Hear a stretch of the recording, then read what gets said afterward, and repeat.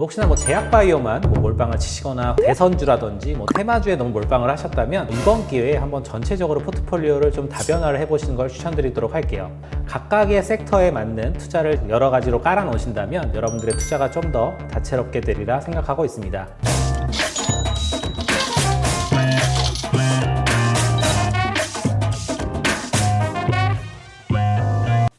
반갑습니다. 부자주식TV의 최현우 전문가입니다.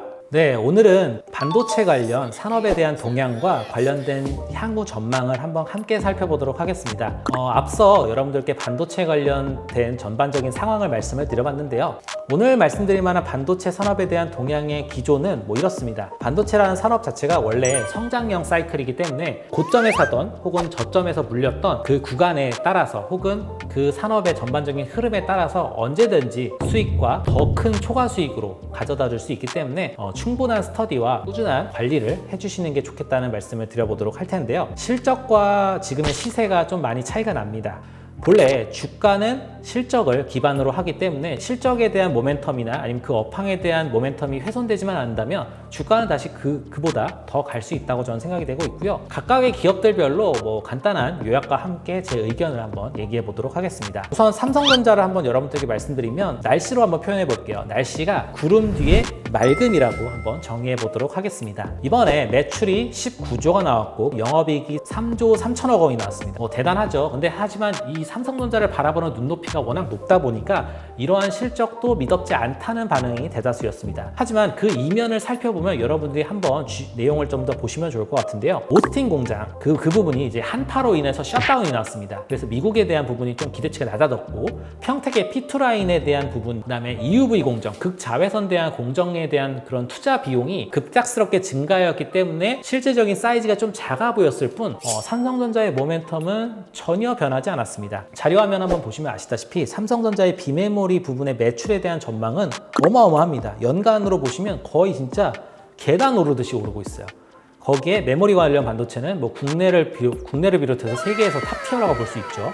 이런 것까지 함께 여러분들이 보시면 될 것 같고, IT 기기에 대한 출하량도 한번 내용과 함께 보시면 우리가 알고 있는 스마트폰에 대한 출하량은 점점점 높아지고 있는데 거기에 플러스로 폴더블에 대한 기조 혹은 태블릿에 대한 기조, 여러 가지 폼팩터에 대한 변화를 삼성전자가 정말 발빠르게 대처하고 있기 때문에 반도체뿐만 아니라 OLED뿐만 아니라 이러한 다양한 섹터에서도 힘을 더하는 삼성전자의 큰 발걸음을 기대해 보도록 하겠고요. 한 줄로 요약한다면 이럴 것 같습니다. 어려움은 있지만 앞으로가 더 기대되는 종목, 거기에 1분기 시설 투자가 9.7조였습니다. 근데 이 중에서 반도체 관련 투자가 8.5조였다는 걸 생각한다면 반도체 관련 맹주를 다시 되찾을 날도 멀지 않았다고 보여지고 있고요. 이러한 삼성전자를 비롯해서 국내 밸류 체인에 있는 다양한 기업들을 여러분들이 지금부터 한번 공략해 보시는 것을 권장드리도록 하겠습니다. 그 다음에 이제 두 번째는 여러분들에게 말씀드릴 만한 부분은 SK하이닉스입니다. SK하이닉스의 지금의 주가에 대한 부분에 우려스러운 점과 또 기대되는 점이 좀 혼재되어 있는 지금의 구간에서 공매도가 재개됨에 따라서 좀 어려워하는 투자자들이 많을 것 같아요. 하지만 SK하이닉스의 전 날씨를 본다면 맑음, 근데 가로 열고 여우비라고 얘기를 해보고 싶습니다. 우리가 이제 맑은 날에 가다가 갑자기 비가 내리는 경우가 있어요. 이거를 흔히들 여우비라고 하는데 지금의 하이닉스의 약간의 조정이 저는 여우비라고 보고 있습니다. 사실 시장이나 업황이나 종목이나 전혀 문제가 없는데 반도체 슈퍼사이클의 초입에 이러한 조정은 어떻게 보면 신규 투자자들한테는 굉장히 좋은 호재거리가 될 수도 있다고 보여지고 있고요. 원래 대체로 밴드를 잡아놓으면 제 몸무게는 65에서 70입니다. 이렇게 말씀을 드려야 되는데 기관뷰가 이번에 넓어요. 기관뷰가 이번에 SK하이닉스 영업이익이 7.7조에서 13조까지 됩니다. 거의 2배가 되죠. 그런 식으로 기관도 조금 정확하게 보진 못하는 것 같아요. 근데 한 가지 좀 팁을 말씀드리면 작년에 SK하이닉스의 영업이익은 5조였습니다. 근데 기관뷰는 7.7조에서 13조를 뜻합니다. 이 말은 올해 어닝 서프라이즈는 예상되어 있다라고 정의해 보시면 충분할 것 같습니다. 이유는 여러 가지가 있겠지만 내용을 종합해 본다면 D램 수요 및 낸드 플래시에 대한 시황이 개선되고 있고요. 실제로 D램 값이 엄청나게 올라가고 있습니다. 어느 정도냐? 한 달 사이에 D램 가격이 26%나 증가했습니다. 근데 이 수치가 2017년 반도체 슈퍼사이클의 호황기에 나왔던 수치와 거의 비슷합니다. 그 말은 지금의 반도체 산업의 호황이 어떻게 보면 시작이 될 수도 있다라고 정의해 볼 수 있을 것 같고요. 반도체 관련 종목에 대한 투자가 없다면 지금 국면에서 어떻게 보면 접근할 수 있는 절호의 기회다라고 저는 판단되고 있습니다. 물론 악재가 있을 수 있습니다. 공매도가 재개가 되고 있어요. 그 공매도의 타켓이 시총 상위 종목입니다. 하지만 시총 상위 종목을 공매도를 치는 입장에서 제가 공매도 세력이라고 가정했을 때 공매도를 쳤을 때는 그 종목이 떨어져야 제가 수익을 볼 거 아닙니까? 근데 설비와 수급과 공급 확대는 이제 시작하는 국면인데 지금 국면에서 흔히 쉽게 공매도에 접근하지는 어려울 것 같습니다.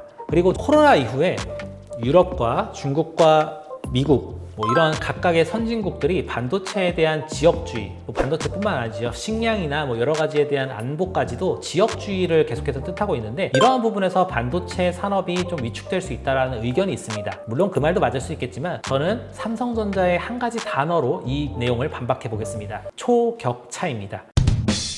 우리나라 삼성전자, SK하이닉스가 정말 다른 나라 기업들보다 정말 말도 안 되는 기술력을 뽐내면서 시장을 주름잡고 있습니다. 그런 면에서 제 전반적인 결론을 한번 생각해 볼까 합니다. 여러분들이 반도체에 대한 용어, 반도체에 대한 공정, 그리고 반도체에 대한 대표적인 기업들의 앞으로의 전망 등을 생각해 본다면 저는 이렇게 정의하겠습니다. 업황의 성장의 초입에서 글로벌 단의 엄청난 수요에 대한 움직임이 감지되고 있습니다. 그 수요와 가격에 대한 상승은 기업의 실적으로 연관이 되고 있고 그러한 기업의 실적은 곧 주가로 연관되리라 생각되고 있습니다. 보유하고 있다면 이러한 밸류체인별로 여러분들의 그 포트폴리오를 한 번씩 다시금 구성해 보시는 게 좋을 것 같고요. 없으시다면 이번 기회에 반도체 관련 섹터를 한번 편입해 보시자 이렇게 좀 권장드리도록 하겠습니다. IT 쪽, 반도체를 비롯한 기술주, 그리고 바이오 관련, 제약바이오에 대한 바이오, BT를 조합하셔서 여러분들의 포트폴리오를 채워놔야 시장의 오르내림을 여러분들이 극복할 수 있다고 생각이 되고 있고요. TSMC와 삼성의 경쟁, 그리고 미국과 중국의 경쟁, 반도체 우리 밸류 체인 단에서도 각각의 기업들별로 경쟁하고 있죠. 근데 저는 경쟁이란 단어를 변동성이라고 읽고 그 변동성은 돈 벌 기회라고 다시금 읽어보도록 하겠습니다. 변동성이 커질 때마다 우리는 돈 벌 기회를 얻게 됩니다. 시장에서 우려감이 더할 때, 그리고 시장에서 불편한 내용이 오고 갈 때가 여러분들이 투자해야 되는 적기라고 생각이 되고 있고요. 그러한 것들이 사실 우려감이 거치기 시작하면 여러분들이 투자보다는 엑시트를, 수익 실현을 해야 되는 구간이라고 생각되고 있습니다. 앞서 말씀드린 여러 가지 반도체 관련 투자를 여러분들이 한번 읽어보시고 여러분들 투자단에서 혹은 여러분들의 계좌에서 반도체 관련 종목군들 한두 개를 편입해 보심을 권장드리겠고요. 제가 그간에 해왔던 영상들을 한 번씩 짚어본다면 저는 되게 포트폴리오를 다변화를 추구하는 사람이고 굉장히 다양한 투자 관점을 여러분들께 말씀을 드리고 있습니다. 선별적으로 여러분들이 좀 투자를 하시면서 하나씩 챙겨보셔도 좋을 것 같고 아니면 바스켓으로 묶어서 전체적인 포트폴리오를 제가 얘기해드리는 부분으로 한번 고민해 보셔도 훨씬 더 중장기적인 성과를 기대할 수 있지 않을까 생각이 되고 있고요. 이후에 제가 또 추가적인 코멘트를 댓글이나 이런 부분을 통해서 남겨드리도록 할 테니까 궁금하신 사항은 댓글로 내용 남겨주시면 더욱더 감사하겠습니다. 여러분들의 반도체 투자가 행복한 투자가 되실 수 있도록 저는 기대하고 기도하도록 하겠습니다. 다음 시간에 다시 뵙도록 하겠습니다. 고맙습니다.